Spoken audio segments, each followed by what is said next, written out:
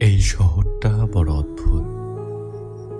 এখানে মানুষগুলো যেন কেমন, সবাই নিজের মতো করে ব্যস্ত, হাঁটছে, দৌড়াচ্ছে, কথা বলছে, আবার চুপও থাকছে।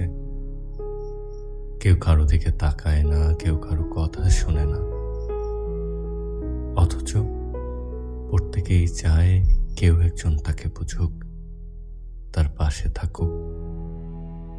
আমি নিজেও চাই, কিন্তু এই শহর আমাকে ভালোবাসার মানুষ দেয়নি।